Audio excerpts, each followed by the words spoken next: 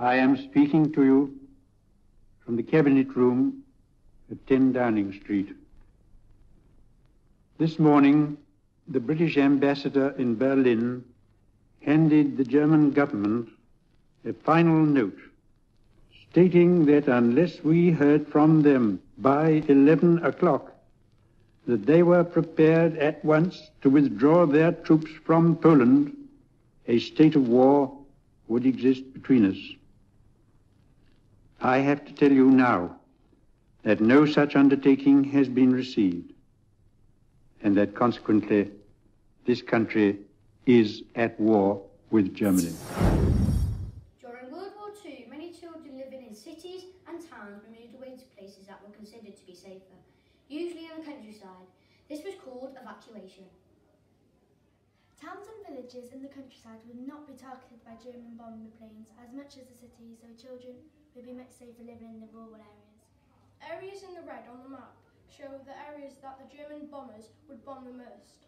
The green areas show the rural countryside where people would be safer from the bombing raids. Children were evacuated to the green areas. Children were only allowed to take one suitcase with them. In the suitcase was the clothes they would need, a ration book and some money and a few books or a comic.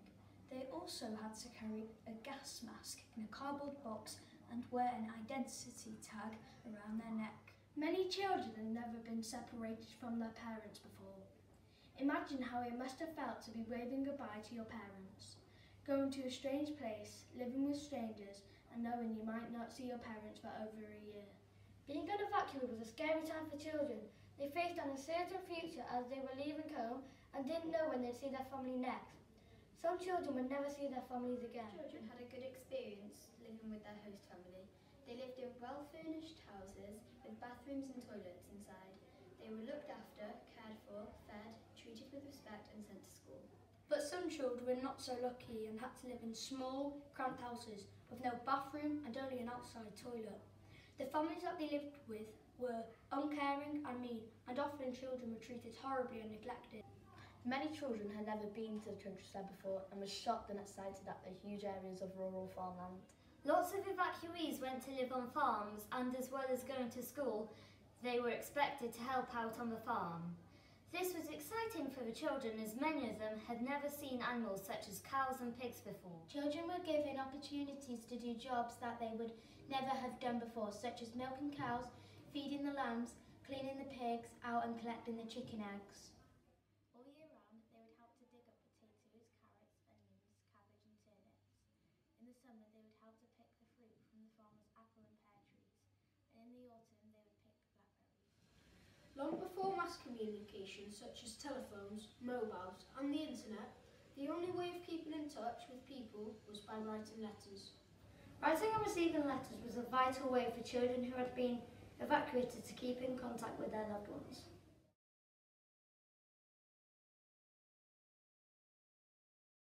Dear Mother and Father, how are you in Manchester? I hope you are well. I really miss you. I've been crying a lot, but Mrs. Bottoms has been trying to cheer me up. When you left me to go on the train, I felt really sad and my heart felt broken because I didn't understand why you were sending me away, but I do now. When I was sat on the train, I felt really lonely because nobody sat next to me. But then a girl called Maggie came and sat next to me. We started talking. I found out that she's from Liverpool. The train journey was very long, and I saw lots of beautiful countryside and animals through the window on the way. When we got off the train, we were all very excited and Maggie fell down the steps. She cried, so I picked her up. I felt like we had been on the train for hours. I was starving. Maggie very kindly gave me one of her jam sandwiches. We walked with all our cases and our gas masks to a church hall, which was right on top of a hill. I went into my room with all the other boys and we had our hair checked for lice. You will be happy to know I don't have any lice. It was a horrible feeling waiting to be picked up. I was worried no one would want me, but a couple called Mr. and Mrs. Buttons chose me to go and live with them. They were very nice and they spoke with a posh voice. Some of the children had to walk to their new homes, but I didn't. We went in a really smart car. It was bright red and really shiny. We drove through the countryside and arrived at an enormous house. It was bigger than the whole of my school in Manchester. All the floors are polished wood, Giant gold-framed portraits hang on the walls, and all the curtains and seats are covered in plush red velvet. When Mr. Buttons opened the door, a really big sheepdog came running out and jumped and licked my face. His name was Stanley. Mr. and Mrs. Buttons also have got a daughter. Her name is Nellie, and she's 7 years old. I don't think I like her, because she keeps on coming into my room without knocking. The only good thing about being away from home is that I've got my own bedroom and it's really nice. I've been given some jobs to do on the farm, and I really like milking the cows and collecting the chickens' eggs. I really miss you. Maybe one day you can come and visit me. I love you with all my heart, Bobby. Dear Mummy and Daddy, I am writing to tell you I have arrived in Cornwall. The train ride was great, although I felt a bit sick for some of the journey. I am staying with someone called Mrs. Wilson. She is nice and lives in a really big house. When I first saw her, I thought she looked really strict, but I soon learned that she's really kind and very nice. Our 2 other evacuees live in the house too. The oldest is called Raymond. He is 13. We call him Ray for short. And the other evacuee is called Betsy. She is only 9, but she is very funny. We have fruit and vegetables growing in the garden, and every day we get to water them or pick them if they are ready. The strawberries taste delicious, so much juicier than the ones we had at home. We had an air raid the other day. It was quite frightening. The siren went off just after we had eaten our tea, and we all had to grab our gas masks and run to the Anderson shelter. We had blankets to keep us warm and candles for a little bit of light. I eventually fell asleep, and when I woke up, the air raid stopped. Thankfully, Mrs. Wilson's house was all right. No bombs dropped near it. I think it's because her house is in the middle of nowhere, far away from the village. But when we went into the village the next day, we saw a lot of damaged houses and the church had been completely destroyed. I hope you are both well, and I hope you can come and visit me soon and meet Miss Wilson. You will really like her. I love you and miss you so much. Love from Molly.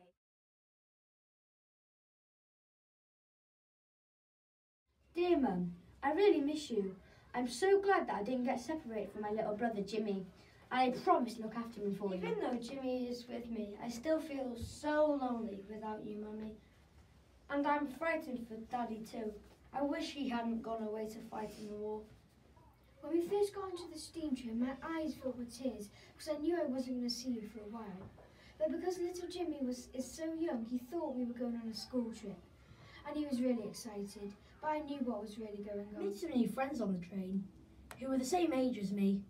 We played cards together, but Jimmy kept cheating because he didn't understand the rules. When we arrived in the countryside, we were taken to a town hall to meet our families. I couldn't really see my friends from the train anywhere, which made me really sad. We are staying with Mr. and Mrs. Smith. They have a son called Stan, but he went away to fight in the war. Sometimes I hear Miss Smith crying at night time. I think she really misses her son. I want to be with you instead of strangers. Even though they are really kind, it just doesn't feel right without you. Every morning we have eggs for breakfast, like we used to before the war started. We get the eggs from the chickens on a farm. They are the nicest eggs I've ever tasted. We live near a farm, and the farmer has been letting me and Jimmy help him milk the cows. I really enjoy it, and I think I'd like to be a farmer when I'm older. He also let us help him in the garden. He's got an enormous vegetable patch, and yesterday I got to dig up some of the potatoes. It was really hard work, but I love it. I was very dirty when I got back up from digging the potatoes, so I had a bath. They don't have a bathroom upstairs like we do. Instead, they have a tin bath in front of the fire. We still have to go to school every day, but it's not the same as my old school. We're all together in one room and it's really squash. I've made a few friends at school though. They're called William, Frank and Edward. They really like football, just like me. And we get to play on the village green every day after lunch. I've been listening to the wireless in the evenings with Mr. Smith. He said things are still pretty bad in the cities. I hope Daddy is okay fighting in the war. Have you heard from him? Have you had air raids? I really don't miss the horrible sounds of the air raid sirens. We haven't had any air raids here since we arrived. I hope this war will be over, then we can all go back together again. I love you, I miss you so much, and so does Jimmy. I promise to look after him for you. With love from Michael and Jimmy. Dear Mother, I have arrived in Penzance. How are you in London? I've got so much to tell you, but I miss you so much I could die. I was sad to leave you behind at the train station. I really wanted to cry. When I was waving to you, I kept thinking that this might be the last time I ever see you. I felt so sick and empty. When I got on the train, I dropped my suitcase and everything fell out. The girl and her brother helped me pick everything up. They were called Margaret and John. I gave them some of my sandwiches for helping me. Thanks for packing them. When we got off the train, we had to walk to the village hall. In the hall, we had to line up and wait for someone to pick us. I waited and waited and waited, and finally an old but kind-looking lady picked me. She told me to call her Granny Fisher. We walked through the village all the way to the top of the hill. The house was quite small, and it's on a farm, so it's a bit smelly because of all the cow poo. There is another girl staying at the house. Her name is Elsie, and she's 10 like me. I don't think Granny Fisher liked our clothes or how dirty we were, because she gave us a cloth to wipe our faces and then gave us some clean clothes. I'm sharing a room with Ellis, which is a great fun. I always wanted a sister. We've got bunk beds. Ellis lets me have the top bunk because she's afraid of heights. The sheets on my bed are blue and the pillows are white, just like the sky. It's the most comfortable bed ever. I really like working on the farm though. It's my job to collect the eggs from the chickens every morning. Can you believe that eggs come from chickens? I never knew that. Every day we have to go back to the village hall with all the other evacuees who are taught by the local vicar.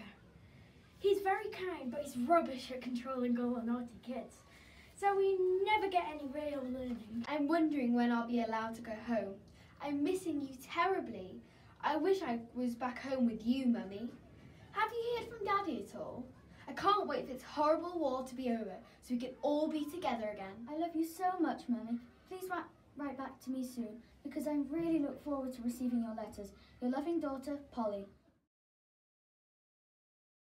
After 6 long years, in September 1945, World War II ended and the evacuees could finally return back home. Many evacuees were now 4 or 5 years older than when they left home, and lots of things had changed.